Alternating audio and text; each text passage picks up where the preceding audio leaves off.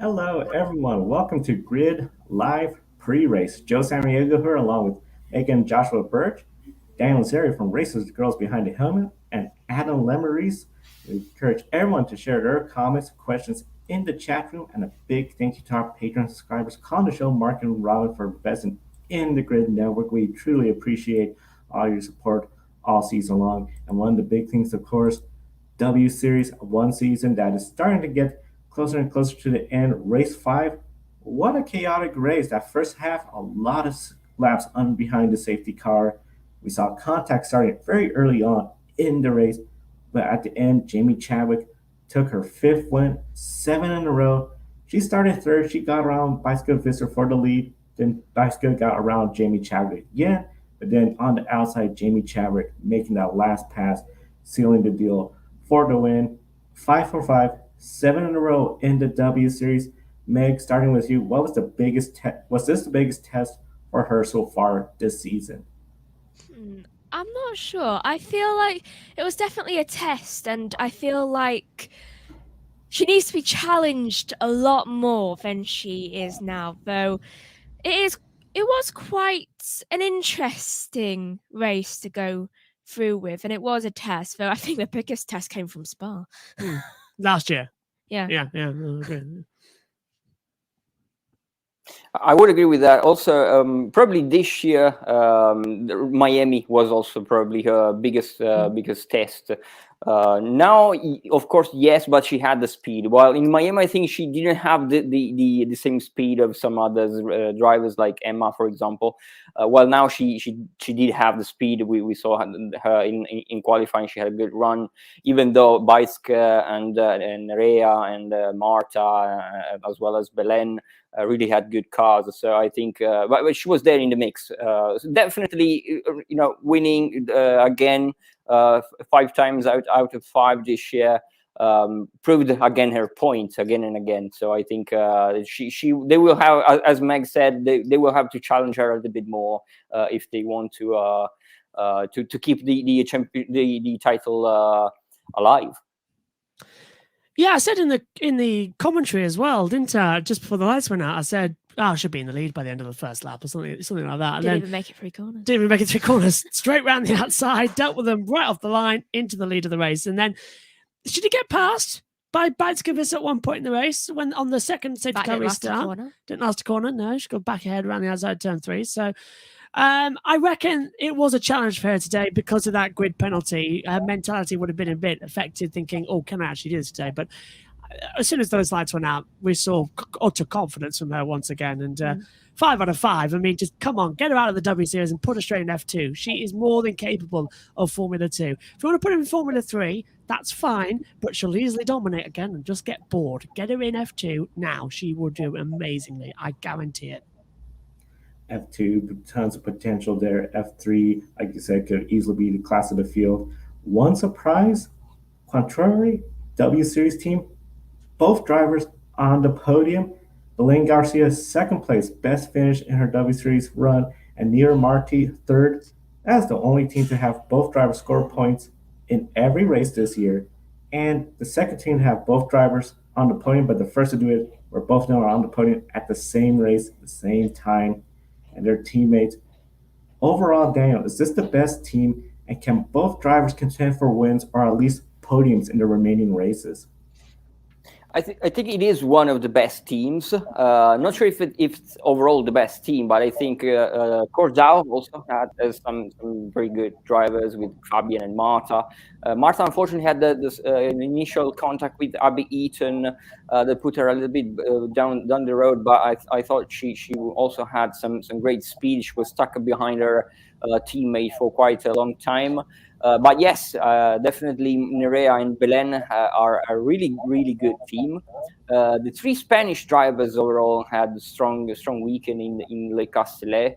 And I do believe that they can start to score podiums on a more consistent level. I think Belen had quite a lot of technical issues so far, so she has been quite unlucky than we probably understand, because now she's starting to climb the classifying in the point standings, but she could have been even higher. And also Nerea, same thing. So probably the Quan Fury, the Cordell, and also the Alice Powell and Jess Hawkins are another very strong team. Jess is always there again in the points. Alice did a really good recovery, starting from outside the top 10, managed to finish in the top 5. So another strong race for Alice Powell. That also she had quite some bad luck this year.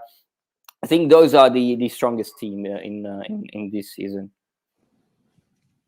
Yeah, they are very strong. I have my hopes a lot on Quantum Fury, to be honest, with Nera Marti and Belen Garcia, even despite today's altercation with Belen and Abby Eaton, which I still am trying to figure out how the hell Abby actually started to fly. It was literally just a tap. I've seen much worse than that.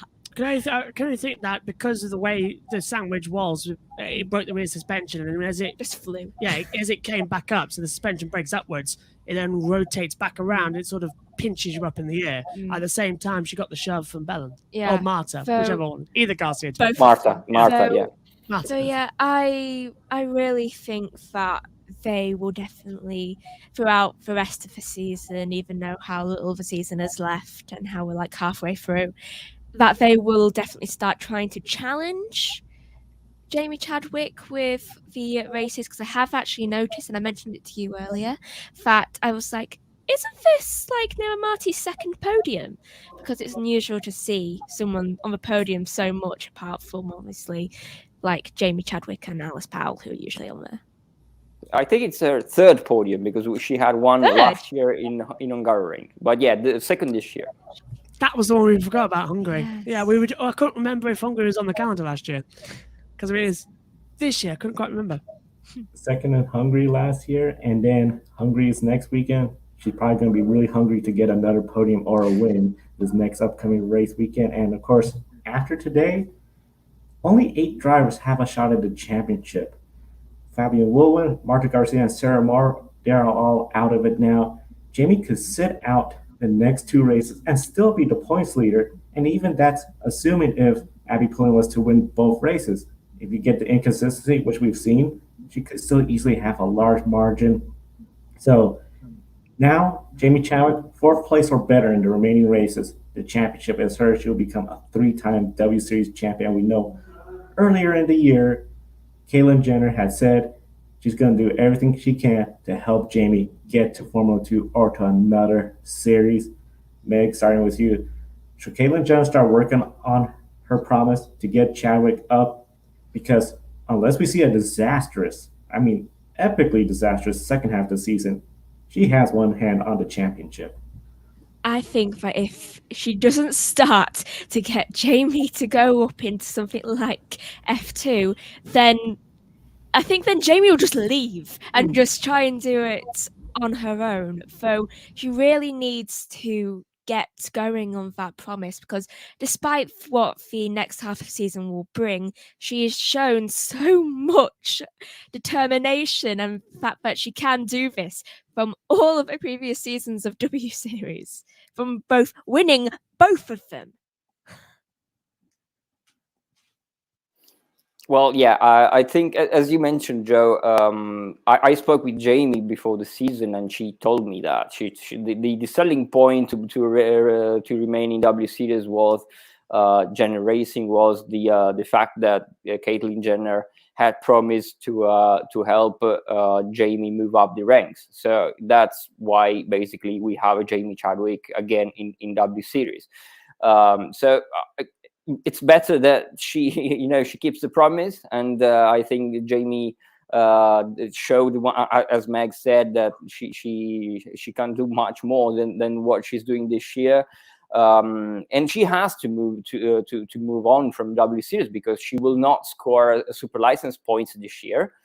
She already had the 25, I think. No, sorry, the 15 points from W Series last year, and she cannot score per the FIA rules again this year. So she's basically doing just for that, just for the connections that W Series could offer her. And I hope that Jenner can financially support Jamie in the next couple of years. Yeah, and I've been saying since the end of last season before, she needs to get up there. She needs to get to F2 immediately. Maybe a year in Super Formula if they can't get into Formula 2. We've seen a lot of people who've won the F2 championship go up there as well. But I think we all know the position I'm on, that get this fantastic, energetic young racer into Formula 2 immediately. She will fly. And honestly, she's our best hope for a female F1 driver at this current time. She is so dominant. She's not only dominant against other women drivers, she's dominant against the male drivers as well. We've seen her win races in other categories. Just put us all out of the misery and announce Jamie Chadwick in that series and get her F1 tests as well. But I would not be surprised if she's not in an F1 seat before the end of the season in one of those practice sessions as well. I mean, Williams likes to give them a run around, and they've still got to give Latifi a session out as well. Can we swap Jamie and Latifi? Yeah, I think Jamie would definitely do a better job than Latifi, yeah. But I think through to practice. Yeah. If Latifi's bank balance hasn't bribed the FIA, though, then I definitely think that would be a good test for Jamie to be put in the Mercedes engine Williams for a practice. Hell, maybe even I'm trying to think of a good track. Singapore would be quite nice to see. I'll go with that. Put her in Singapore, because that first session is never useful. Singapore, definitely Williams. If that, I think, will be headline news if she could finally get an F1 practice session. Will be, of course, following Dan. Of course, Dan, we know you're going to be heading out. You still got a lot more races to follow. What are some of the upcoming following races as you head out for the rest of the race weekend? Well, we will be following a Ferrari challenge with Dorian Pan. She scored pole position again, fifth time this year, speaking another dominant driver. Then we have the GT World Challenge America at Watkins Glen with two more female drivers. So I think we will have, and also the Formula Regional Japanese Championship with Miki Koyama, former W Series racer. She was second in the race 1, and she's starting from pole position in race 2. So, and she's leading the championship also by quite some margin. So another driver that we'll be following closely. As you can see here on the screen on our website, yesterday we had the ARCA with Tony Briding finishing in the top 10, and Amber Balkan really close to a top 10 finish if it wasn't for the crash towards the end of the race. And also the NASCAR track and so many other races that we will be reporting on in the next couple of days. Very exciting next couple of days. Dan, thank you so much for your time. And Megan, also thank you so much for your time as well. Truly appreciate your commentary on W Series as we now proceed to the FIA Formula One World Championship. Of course, they're at Paul Ricard for the French Grand Prix. But there's already a lot of questions going on as to what could happen with this race next year. We know there's questions about potential upcoming additional races, new races, or the following year. And Joshua, we start with this question from the chat room. Will Circuit, Paul Ricard, or French Grand Prix remove on the calendar next year? There is a lot of rumors going around that it's either Spa or Paul Ricard that will be missed next season as well. Spa have had the government step in and say that we want to keep this race. We're going to help you with funding and you will be on the calendar next year. France hasn't had that. So I would expect to lose Paul Ricard next year in favour of the Las Vegas race that's coming in and Qatar that's coming in as well next year, just to try and keep it at the scheduled 23 races that we were promised this year but never got. 23 races, a lot of races. And of course, this race, the French Grand Prix, is the halfway point of the season. The battle for the championship is still far from over, but this race seems to be it feels like it's a critical moment for Ferrari. Yes, Charles Leclerc got the pole, but Carlos Sainz is not there in the top 6. You got the 2 Red Bulls directly behind Charles Leclerc. Charles Leclerc, that last lap, 1:30.872, phenomenal lap. But can Leclerc hold off 2 Red Bulls, or will the strategy with the 2 Red Bulls behind him be the weakness of his race tomorrow? I think Leclerc's definitely got the pace to keep them around in the first stint, but as soon as we hit to the pit stops as well, it's going to be a one-stopper as well. That's scheduled. But with this heat and the track temperature being up at 60 degrees by the time the race starts as well, there is a possibility that we're going to see a 2-stop race. So Ferrari, historically this season, have not done well when it's a 2-stopper. Their strategy seems to fail. So I'm expecting Leclerc to lead in the first stint and then maybe Verstappen lead in the second. But if it is a 2-stopper, we could have another fight right to the end of the race like last year. But I don't see Leclerc as the sole Ferrari being up front. And the rules have changed now. These cars are different, so we're not going to see Sainz as easily blasting through the field as we did last time out. Yeah, last time out, it's going to be was really interesting to see what happened in Austria. Now here we are, France. I think it's going to be really critical for Ferrari to be perfect, and we know that seems to be one of their weaknesses. They really have to be on it this race weekend, and let's see what Sainz can do. But that penalty is going to hurt big time because of the electronic change, I believe, the cause of that penalty. Now, one engine supplier that's had to have a pretty good, happy feelings after this qualifying session. Mercedes, Hamilton, Norris, and Russell. They're 4th, 5th, and 6th for tomorrow's race. Mercedes, we know they're still trying to prove their car. McLaren, we got one podium with Lando Norris. Daniel Ricciardo, still struggling, but Lando seems to be carrying that team's hope. Overall, how likely will we see one of those 3 drivers in the podium? History seems to show us as well that Hamilton, who had won in 2018, was runner-up in, won 18 and 19, run-up until 2021. So in the last 3 races we've had here, he's always finished either first or second. So he's got a 100% finishing record on the podium at Paul Ricard. George Russell, best result here was back in 2021, was 12th with Williams as well, but he did have a good result here in Formula 2 and Formula 3. The same can be said for Lando Norris as well. But Norris had a lower qualifying in 8th in 2019, finished 5th. Last year, he had his best ever result this circuit as well. So my money would be, if anyone's going to be on the podium, it'll be Lewis Hamilton. He seems to go well around here and have a nice smooth run as well. So I don't know why my frames per second is going up and down like mad. So it must be the bandwidth. We've been having problems all day with the FIA systems. When they switch over, they lag my systems as well because Paul Ricard's a test track, not a main circuit. So there's a few issues there. But yeah, my money is on Lewis Hamilton to be on the podium tomorrow out of those 3. Lewis Hamilton is always strong in this track. I could totally see him being up there. Russell, I think he will continue his top 5 streak. Lando, he just needs to have a good, clean start, clean race, uneventful race, I feel.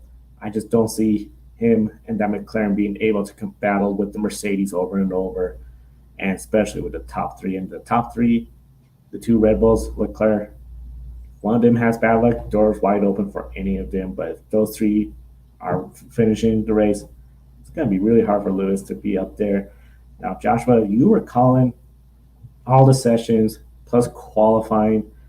Did any driver or teams besides the ones we talked about stand out? And could we have a potential strong run in the Grand Prix? AlphaTauri have been really impressive this weekend. Gasly starts, qualified 16th, will start 14th on the grid due to Sainz and Magnussen's penalties. But they have been really quick all weekend. I thought Gasly might just do it, but it turns out it's Tsunoda in qualifying. He's going to have a really strong performance. Starts 8th on the grid as well. So watch out for the AlphaTauris tomorrow morning as well in the race. And I would also say Fernando Alonso is the strongest looking Alpine at the moment. P7 could very much be on top of at least top 5 tomorrow. So it's going to be a very interesting race. I'm actually looking forward to it for once, actually, Paul Ricard after last year. We had an interesting race, and this one looks fun as well. And Josh, we thank you for your time as always, and we know you have to get going because of the F2 race at Circuit Paul Ricard. So with that being said, it's now time for you to give your picks for the F1 race, both IndyCar races at Iowa Speedway, and the NASCAR race at the Tricky Triangle known as Pocono International Raceway. Delighted I got a point with Jamie Chadwick getting up there as well. For the F1 tomorrow, I'll go Max Verstappen. Will take the win because I can't see Leclerc holding off the two Red Bulls on his own. For the two Indy cars, race 1, I'll go Scott McLaughlin. I think I told you earlier on, Adam. By the way, hello. In the FP3 commentary, I think he'll win the first one. Race 2, I'm trying to debate between Will Power and Scott Dixon because they always go well on ovals, and especially Iowa. I'll stick my neck out and go Will Power. I don't think Dixon's in a position where he can get a win on this oval at the moment. Power seems to be quite good at them. And NASCAR at Pocono, let's go Carbush. As a stab in the dark there. I'll go for Carbush, but that Pocono race is going to be fun. I hope actually it's on at a different time to the IndyCar races, although you both look at me thinking that it could be on precisely the same time. So I'll probably catch stage 3 just after the oval at Iowa. Iowa is going to be really exciting. Doubleheader weekend. That's what we're talking about right here next on the show. Joshua, thank you so much for your time as always. And we encourage everyone to click on the link below to subscribe to Joshua's channel as he covers all sorts of forms of racing, and of course he'll be calling the Formula 2 race later today. Now, Adam, IndyCar, they return to Iowa, and it's going to be a doubleheader race weekend. The Hy-Vee Deals 250 tonight, and the Salute to Farmers on Sunday. The only doubleheader race weekend of the year. We don't have Detroit being a doubleheader. We have a lot less doubleheaders, especially compared to the pandemic year. But this race weekend, after Iowa, we only have 5 races remaining, and more drivers' championships will be eliminated. Right now, Kyle Kirkwood, he is on the bubble entering this weekend for any shot at the championship. 5 different drivers can leave with the points lead at the end of this race weekend. Ericsson, the current leader, Will Power, Alex Palou, Joseph Newgarden, and Scott Dixon now in the picture after his win in Toronto last race weekend. Just outside, Pato O'Ward is 75 points behind this weekend. The other McLaren driver, Felix Rosenquist, is 9th. Is this a make-or-break weekend for McLaren drivers to contend for the championship? And is there extra pressure on Rosenquist because we don't know exactly his plans for next year? I think, Joe, there's extra pressure on Felix Rosenquist, not just here at Iowa, but going forward for the rest of the season.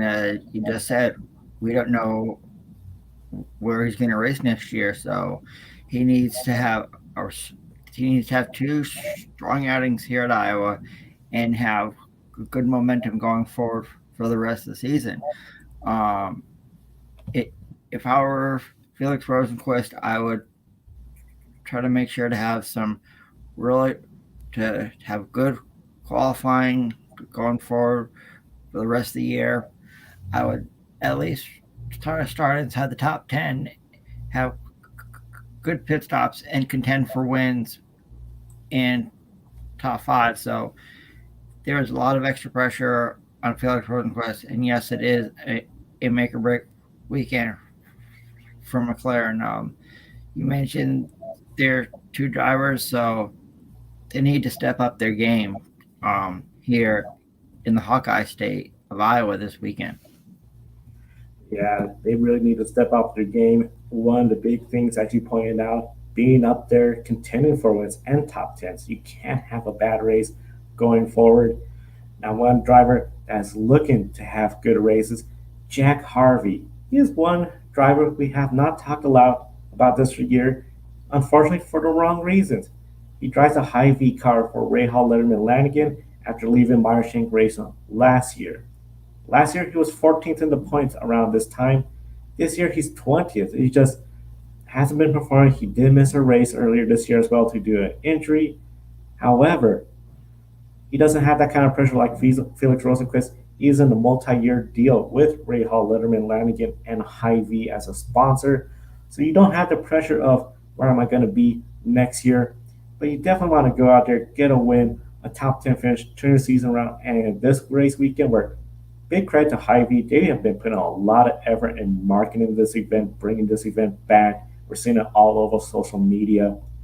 How much pressure does it relieve for a driver like Jack Harvey, knowing that you may be struggling this year, but it's the first out of a multi-year deal, and you're going to be in that seat next year to build up more? I think Jack Harvey knows that he is going to be racing next year at Rahal Letterman Lanigan Racing, so he can go out and have, knowing that he has a ride for next year, he can go out, be consistent all year, the rest of the year. And next year, he has a seat. And Joe, you were mentioning Hy-Vee as a sponsor. I saw online earlier today that from our Lion Twitter page that he was at a Hy-Vee store in Iowa, and they did a great job of promotions. They had stand-ups of Jack Harvey's IndyCar and of himself at a store, and also merchandise that the fans can buy. So what Hy-Vee's doing, promoting this weekend in Iowa, is sensational. I love it, and hopefully Jack Harvey puts on a good show for his sponsor, because it is the sponsor of the race weekend in Iowa. Yeah, they're putting so much into this race weekend. When I heard about it last year that Hy-Vee was going to put in, it was like, okay, let's see how they do. They've hit it out of the park. I mean, we saw what Bomarito has done for Gateway. They've done a good job there. Hy-Vee, there's other sponsors that can learn from Hy-Vee's effort in getting fans to watch this race and at the track. Now, one person that has to be happy they're at this track, Will Power, he was the fastest in Friday practice, but his teammate, Joseph Newgarden, he won here the last time we were at Iowa, and he wants to catch up to Marcus Ericsson. Marcus Ericsson, despite winning the Indy 500, he is not exactly the best oval racer, comes from Formula One road courses, but he has been adapting pretty well to the ovals, and of course that Indy 500 win, that's going to be the biggest oval win of his career. No matter even if he wins this weekend, it'll be huge for the championship, but still Indy 500 number one on his list. Do you feel that this is the biggest test for Marcus Ericsson as the points leader, especially with his lack of oval experience, and you got Newgarden, who has an oval win? Oh, yes, Joe. I think that this is the biggest test for Marcus Ericsson going for this for the whole season. He doesn't have a lot of experience on ovals, especially a short oval like Iowa Speedway is. So he's at in a disadvantage up against his competition. You mentioned Will Power. You mentioned Joseph Newgarden. They have a lot of oval experience because they run here in Indy cars for a long time, so they understand, what it takes to compete on an oval. So I think Marcus Ericsson is at a disadvantage this weekend, but we're about to have qualifying, so if he can log laps, and especially with a doubleheader, the more laps you run, the more experience you can gain. So if IndyCar does come back to Iowa next year, Marcus Ericsson can say, "Hey, I ran at this track last year, so I have some experience running at a short oval like Iowa is." Yeah, Iowa, short oval. If we could get those laps, score the points, because in IndyCar, every position scores points. So unless you finish dead last, where you only get 5 points, if he's in the top 10, he surely is going to continue leading. And of course, the bonus points will be very handy. It's going to be interesting to see who gets the pole, get those bonus points, and then try to go from there on. Now, one series that used to have bonus points for most lap led, the NASCAR Cup Series, Of course, they don't do that because now it's all about wins and stage points at Pocono race weekend, site of the M&M's Fan Appreciation 400, another 36 car field in this race, and it's another race before the playoffs, Adam, because some of the past active drivers that have won here, Kyle Busch, Alex Bowman, they did it last year. Denny Hamlin, Kevin Harvick, Martin Truex Jr., Ryan Blaney, and Chris Buescher. Of course, Blaney, Buescher, they both got their first Cup Series win at Pocono. Are any of those 5 a big favorite to win tomorrow's race? Yes, Joe. In fact, one of the drivers is my pick a winner. So stay tuned at the end of the show. A lot of people compare Pocono Raceway to a road course because it's 3 different turns. You have to draw it. So if people have compared this track to a road course, you take a look at someone who has a lot of good road racing experience. Chris Buescher had a really good run at Sonoma. You mentioned this is the M&M's Fan Appreciation 400. It's one of Kyle Busch's sponsors, so he wants to run really well, for his sponsors. So I think that Kyle Busch and Chris Buescher are good contenders, but Kevin Harvick hasn't won this year. Ryan Blaney hasn't won this year, and we're almost coming up to the time in the schedule where we start to determine a champion. How bad that they want to get into the playoffs with the win, so they're going to be going all out tomorrow to see if they can clinch a spot in the playoffs this year. Yeah, both of them trying to clinch a spot in the playoffs this year. A win will be perfect timing and interesting point with the road courses. Chris Buescher's experience here, he could easily be a dark horse favorite for the win.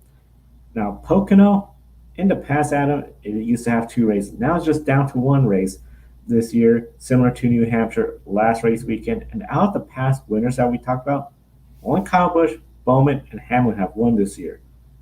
So very likely chance we'll get a 15th different winner this year because Truex Jr., Blaney, Chris Buescher, and Kevin Harvick, some of the drivers without a win this year. Blaney entering this race weekend, 105 points above the potential cutoff line if we get a 15th different winner. So he's pretty safe unless he starts having some bad runs here and there. One driver I think a lot of people are going to start talking about and looking at this race weekend, Bubba Wallace. The top 3 finish last race weekend. Very impressive considering how his season been. He is really in a must-win situation. Unless he was to get second place every race, having a bunch of drivers like Blaney were to have bad luck. Overall, Bubba Wallace, can he continue his run streak this weekend? And at a track where, let's be honest, the most memorable moment of Bubba Wallace at Pocono was when he hit that wall hard entering turn 1. Do you think he could continue that strong run and get another top 5 or maybe even a win? I do think so, Joe. I think Bubba Wallace is a driver that you have to look at. He has a lot of momentum coming off last race weekend at the Magic Mile in Lyden, New Hampshire, and he hasn't won yet. You know how bad he wants to get into the playoffs. So I think he's going to go all out this weekend and going forward until we get until Daytona. Because he wants to get into the playoffs really, really badly. And Kyle Busch already has a win this year. Bubba Wallace wants to join him in the playoffs. Yeah, Bubba Wallace wants to join his teammate in the playoffs. That'll be huge for Denny Hamlin, the team owner, to have both of his cars in the playoffs next year. And overall, I think he could easily get a top 5 finish with that strong run he had last race weekend It's a matter of executing, being in the right place, the right time. One driver, he's going to be up front this race weekend. Chase Elliott. He is starting to gain the playoff points more and more, and he is on a hot streak. He will continue and really try to put the distance ahead of himself in the field because let's be honest, with so many drivers with only one win, there's not a whole lot of playoff points all around except for a driver like Chase Elliott. If he is to get that regular season championship, he's going to get a lot more playoff points. If he could put himself ahead, he could easily secure himself where if you don't have that many playoffs, like a driver like Kyle Larson with only one win, a couple bad races in our first round, he could be in trouble, which will be really shocking to say. In the past, in this track, we see some drivers still pit before the stage end because it's a 2-mile plus triangle, So you have time to make that pit stop, not fall a lap behind. But now, with the playoff points being so valuable, do you believe we'll see more drivers trying to get those playoff points rather than position themselves for the lead in each stage? I believe a lot of people, especially if you haven't won yet this year, you're going to be wanting as many playoff points as you can get. And I think pit strategy is going to be key tomorrow at Pocono International Raceway. I think a lot of people will be going for playoff points instead of stage points because those playoff points could get you in to the playoffs after Daytona. So everyone's going to be hunting for playoff points here at Pocono and going forward. So having a lot of playoff points could be a key leaving Pocono this weekend. Very key. And another key thing I think we're going to be watching, qualifying. If you're towards the front, you got a lot more time to make that pit stop before the stage end, where if you're towards the back in the middle, you're not going to have that opportunity. So I think qualifying is going to be huge to position yourself for stage 1 and try to be up front for stage 2 and stage 3. NASCAR Pocono will recap that race tomorrow on Grid Life Wrap Up, approximately 90 minutes following the conclusion of the NASCAR race. One race that's going to occur tonight, and it's the end of the 2022 season for Camper World SRX. They will crown a champion. The maximum number of points you can score is 49 points if you win both heats and the main event. So Paul Tracy in 6th place. He is the first driver out. He is 65 points behind. Everyone else behind it have been eliminated from championship contention. So that means with the 5 drivers remaining to be eligible for the 2022 championship, they are Marco Andretti. He enters the race at Sharon as the points leader. He's also looking for his 4th consecutive second place finish. Andretti has an 8-point lead over Ryan Newman, who has a win already. Tony Stewart, his strong performance last Saturday night at I-55 Raceway got him back in the fight. He is 3rd in the standings, 13 points behind. Bobby Labonte, 4th, 15 points behind. He has a win as well. It's very close amongst the top 4. Then you have Greg Biffle, who is the long shot, 40 points behind. He essentially needs everyone else to have bad luck, not score points, because there's only 9 points of a wiggle room between being in and out of that championship. Adam, which scenario is most likely to happen? Another second place finish by Marco Andretti, Tony Stewart gets the championship again, or the long shot, Greg Biffle takes home the title? I think, to me, after the checkered flag fall at Sharon Speedway in Ohio, Smoke Stewart gets a second SRX title. He's been strong all season long, and I don't anticipate Marco Andretti getting another second place finish because there's 3 drivers coming in tonight. One happens to be really good under Dave Blaney, who's known as Buckeye Bullet. he could contend for the win, and it's also father versus son because Ryan Blaney is in the race as well as Chase Elliott. So I think Tony Stewart gets his second SRX title, and I don't see Mark Andretti getting another second place finish tonight. I think it's somebody else, and I think you're gonna have to be you're gonna have to find a way to beat Tony Stewart for the SRX title because I think he wraps it up tonight. Yeah, Tony Stewart, he's looking for a win. As you mentioned, the Buckeye Bullet, Dave Blaney. After 5 races so far, he is going to be at the track. He is the track specialist, former NASCAR Cup Series driver. He has come close to a couple wins, including Atlanta, where he looked really strong until the wheel came off after one pit stop, and then third place finish behind Kurt Busch and Ricky Craven at Darlington while those two were making contact. If those two had swerved to the pit wall, Blaney could have easily gotten that win, and he's going up against his son, Team Penske NASCAR driver Ryan Blaney, who's making a trip over from Pocono, qualifying in the afternoon with fellow competitor Chase Elliott. I think that'd be really cool if Chase Elliott and Ryan Blaney were sharing a car on their way to the track.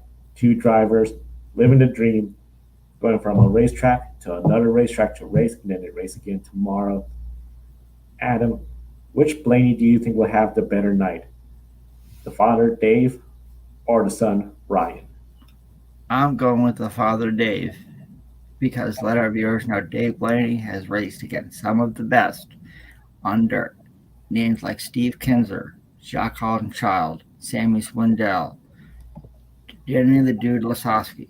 Yeah, it may have been the World of Outlaw Sprint Car Series, but in tonight it is a different car.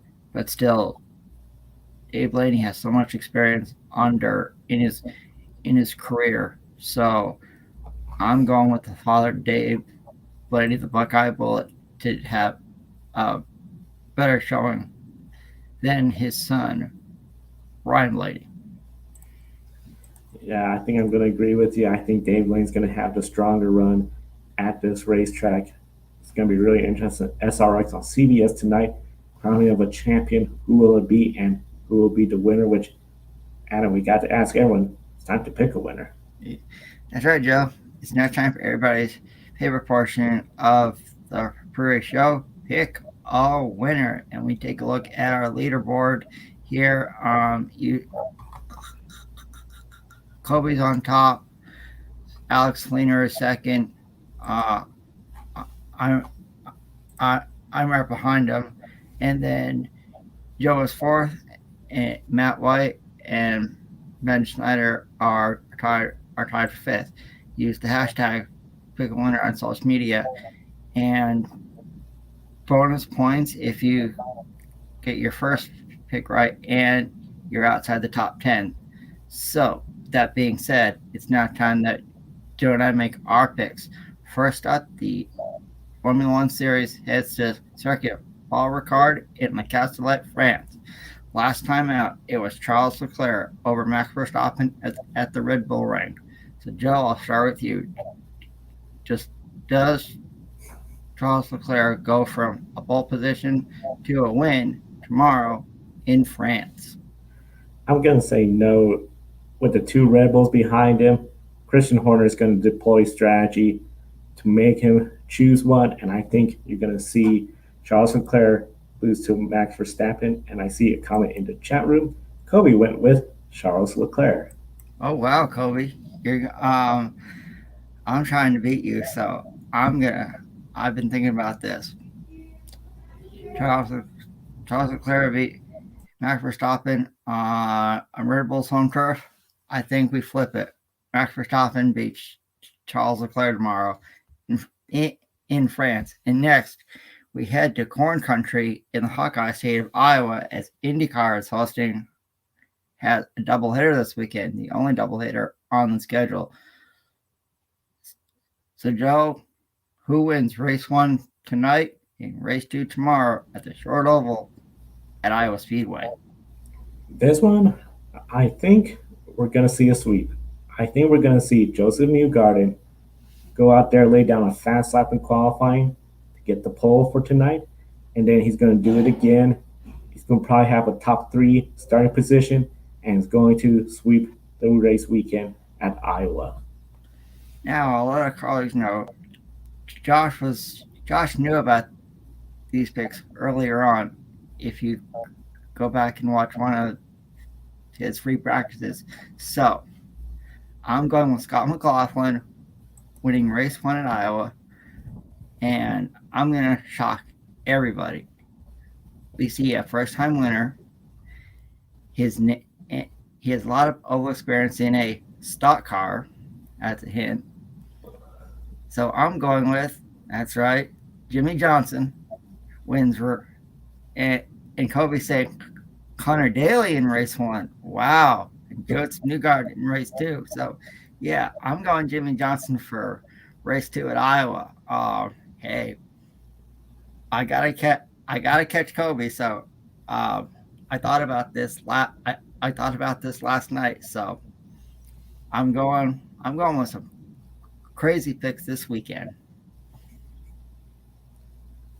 And now we go from a short oval to the track known as the Tricky Triangle at Pocono International Raceway in the Pocono Mountains of Pennsylvania. The race is called the M&M Fan Appreciation 400. So, Joe, does Kyle Busch win tomorrow in his sponsor's race? I'm going to say no. For me, it seems the Toyotas, they're hit or miss. I think they're going to be a little bit towards the front. I think Rick Hendrick Chevrolets are going to be the ones to beat. And I got to go with Chase Elliott. He is on a roll. I don't see why he can't continue that at this track. You will have the position with a good qualifying spot. I could see him easily playing the game of pitting before the stage end to give himself the track position at the end of stage 3 and taking a win. Chase Elliott is my pick, and Kobe Lambeth comments with Kyle Larson. Well, I'm going against you too, and I'm going with Kyle Busch in the M&M's Toyota for Joe Gibbs Racing. We don't know Kyle Busch's future, so hey, I said I'm doing crazy picks, so I'm going with Kyle Busch. And last, but definitely not least, Camping World SRX Series is on the dirt once again at Sharon Speedway in Ohio. So, Joe, who wins the season finale, the Camping World SRX Series tonight in Ohio? I'm going with Dave Blaney. The experience on the dirt, he is still very active. I think he's going to get a win. And just as a little extra, I think we're going to see Marco Andretti get the championship. Oh, wow. And, well, I'm also going with the Buckeye Bullet, Dave Blaney. I mentioned he's racing against some of the best on dirt. So, and a guest driver hasn't won this season. Bubba Pollard was the closest. And Kobe says Tony Stewart wins the race and the championship again. All right, Kobe. So each of us is picking a different driver to win tonight, but Kobe and I agree on Tony Stewart winning the championship. So Joe, I'll throw it back to you for the wrap up. Yeah, we're out of time. We want to thank all our viewers for tuning in to today's showing of Grid Live Pre-Race. We want to again thank Calling the Show, Mark and Robin, for keeping us on the air. They invest through Patreon, monthly subscription, and of course, you want to do a one-time contribution, buy me a coffee. That is an easy way to do as well too. Just like what Edward, Amber, and Zach have done, we thank them for their coffee. And of course, follow us on social media. We're on TikTok, Instagram, Twitch, Twitter, YouTube, Facebook, LinkedIn. So be sure to follow our LinkedIn page for potential opportunities with the Grid Network, and good opportunity to invest in the stock market without using any of your funds at first. Use the referral code GRIDnet for free stocks from public.com. So you're a bit hesitant, but you want to use the stock market to grow your assets. Use public.com. They got tools such as Podcast Daily and other seminars to learn about investing in the stock market. And we once again want to thank our Patreon subscribers for keeping us on the air. Adam, tomorrow, Grid Life wrap up. A lot of races to talk about. Formula 1, both IndyCars and NASCAR, plus the SRX and who the champion is. Then Monday, Grid Life Encore. Ben, Brandon, Joshua, they're going to be discussing Formula 2, the Xfinity Series, the Truck Series, all the races going on. And then we have you, Kobe, on the air Wednesday, Grid Tonight, and then Thursday, Daniel, myself, we're going to be on the air recapping the W Series a little bit more and all the other female races throughout. And then we do it all over again right here Saturday on YouTube or Twitch or LinkedIn if you're watching us by LinkedIn. For Adam Lemeries, I'm Joe San Diego. Thank you for watching today's show. We'll see you next time. Don't be an anonymous investor.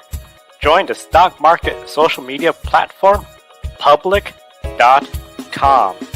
Invest any amount of money and share with friends and new friends. Discover new opportunities such as new companies and potential business partners and useful tools for beginners, and share your experience with friends on public.com. Link in the video description gets you $5 for being a Grid Network viewer. Use the referral code GRIDnet for your free $5 to invest and start investing and networking on public.com.